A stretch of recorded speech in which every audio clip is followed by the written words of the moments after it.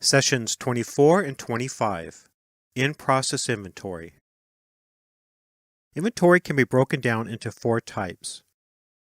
In-process inventory are materials within a process, either being modified during a process step or waiting in a queue for the next process step.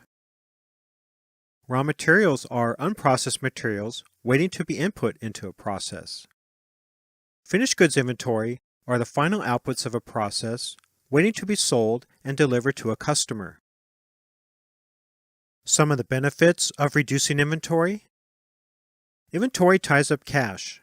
Reducing inventory increases cash flow. For companies facing cash flow shortages, reducing inventory can be critical. It takes time and effort to track and manage inventory, increasing cost. Inventory can be damaged, go bad, or become obsolete, increasing cost. Inventory takes up space. Freeing up space will make it easier to streamline the physical layout of your processes. Many of the same actions that reduce cycle time will also reduce in-process inventory. The section on in-process inventory is partly redundant, but it reinforces the benefits of reducing cycle time. Understanding why we have inventory will help us to find ways to reduce and minimize inventory. Some reasons why we have in-process inventory. Processes take time. Inventory needs to be within process steps during processing time so it can be modified and have value added. Processes often require a number of tasks to be completed in a particular sequence. In-process inventory allows multiple tasks to be performed at the same time to increase throughput. More people working at the same time can increase throughput, but may also require more inventory.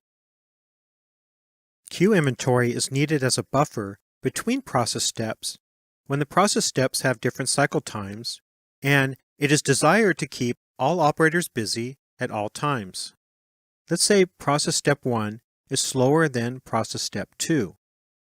One way to make sure process step 2 stays busy is to build up a buffer of inventory between steps 1 and 2 after hours.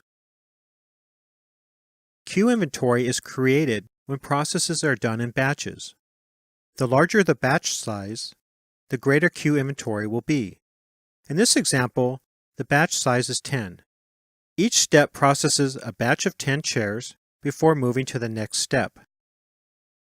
As mentioned in Session 16, queue inventory may accumulate before bottleneck process steps. For class exercise 14, the operators counted the units of inventory within a process in order to calculate the cycle time of the process. For class exercise 27, the operators will split the inventory by queue inventory and process step inventory.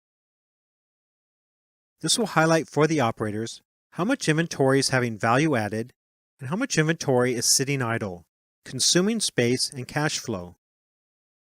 For many operations, most of the inventory is queue inventory, which means there is a lot of opportunity to reduce in-process inventory, reduce queue time, free up space, and generate cash flow. If there happens to be a small amount of queue inventory within a process, then reducing the inventory for that process probably does not need to be a priority. Rearranging the process formula we discussed in sessions 11 and 16 can help us to find ways to reduce inventory.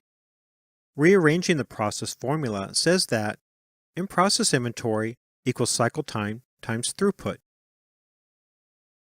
This tells us that reducing the queue time of a process will reduce queue inventory.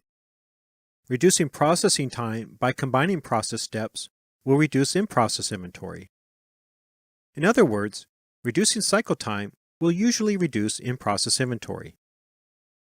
To reduce in-process inventory, we use the same methods we use to reduce cycle time.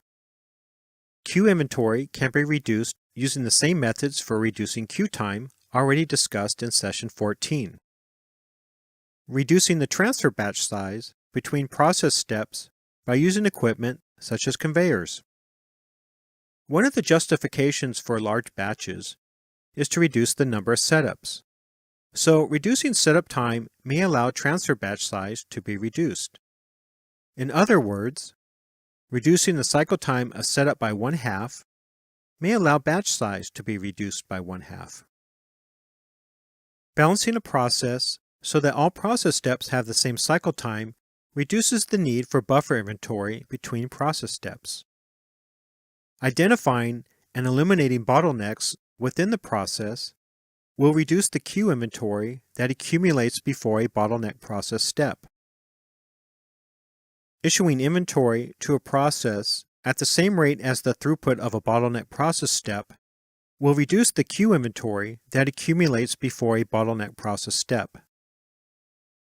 Combining process steps so they can be performed concurrently instead of sequentially.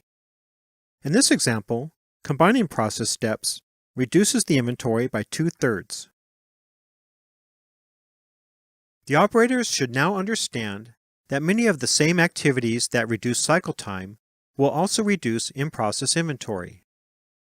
In class exercise 28, the operators reflect on the suggestions they gave in class exercise 18 to reduce cycle time to determine if some of those suggestions will also reduce inventory. This will reinforce the value of reducing cycle time. It will also show them that they already know how to reduce in-process inventory. Part 2 of the exercise has the operator identify which processes have a lot of queue inventory. This will help to locate low-hanging fruit for reducing queue inventory and cycle time. Part 3 of the exercise asks the operators for ideas to reduce in-process inventory. This will generate more ideas for reducing process inventory and cycle time. In session 26, we will discuss raw materials inventory.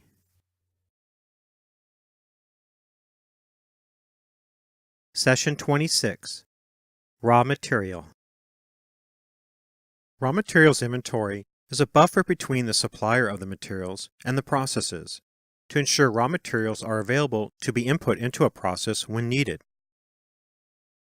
Here are some reasons why raw materials inventory is necessary. It may be impossible to exactly predict when raw materials will be needed to be input into a process, so inventory needs to be waiting and available when needed. Raw materials typically come from suppliers. It may be logistically impractical for a supplier to deliver raw materials at the exact moment the materials are needed to be input into a process. Shipping materials from a supplier may have a high cost.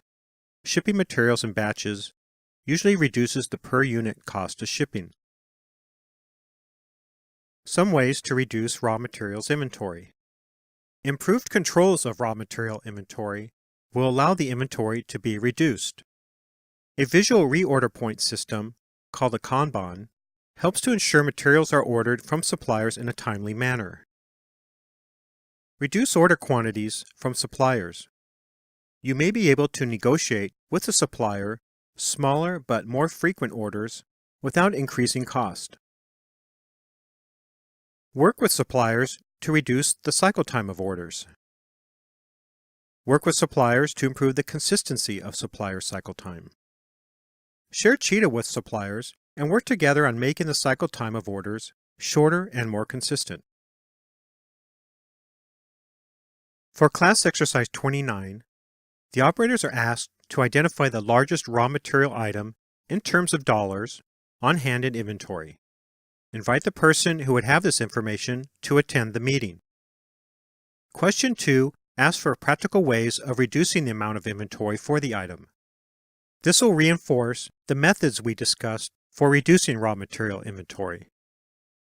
Only reduce the inventory of a raw material item when controls are in place to ensure that the item will always be available to input into the processes when needed. In session 27, we will discuss finished goods inventory. Session 27, Finished Goods. Finished goods inventory is a buffer between our processes and our customers' needs. to help ensure product is available to our customers when they need it. Some reasons why we have finished goods inventory. It may be impossible to predict exactly when customers will want our products, so inventory needs to be waiting and available as needed. Shipping product to a customer may have a high cost. Manufacturing and shipping product in batches usually reduces the per unit cost of shipping. Here are some ways to reduce finished goods inventory. Reducing process batch size should reduce the need for finished goods inventory. For example, if once a month you build an amount equal to 1 month's sales, your average finished goods inventory for the product will be equal to 1/2 month of sales. If you build the same product weekly and build an amount equal to 1 week's sales, your average finished goods inventory for the product will be equal to 1/2 week of sales. As mentioned in session 25 when discussing how to reduce in-process inventory, product is often produced in large batches to reduce the amount of time spent on setup. Reducing setup time may allow batch sizes to be reduced. If batch size is driven by setup time, cutting setup time by 1/2 allows batch size and finished goods to be reduced by 1/2. Better communication with your customers will help improve forecasting of customer demand, allowing finished goods inventory to be reduced. Having more consistent process cycle time will allow finished goods inventory to be reduced. Reducing cycle time and batch size may allow you to produce product as it is ordered by your customers, instead of having to stock finished product in inventory. For class exercise 30, the operators are asked to identify the largest finished good item in terms of dollars on hand in inventory. Invite the person who would have this information to attend the meeting. Question 2 asks for practical ways of reducing the amount of inventory for the item. This will reinforce the methods we discussed for reducing finished goods inventory. Question 3 has the operators consider the impact of reducing setup time on reducing batch size and reducing finished goods inventory. Coming up next, sessions 28 and 29, Cost.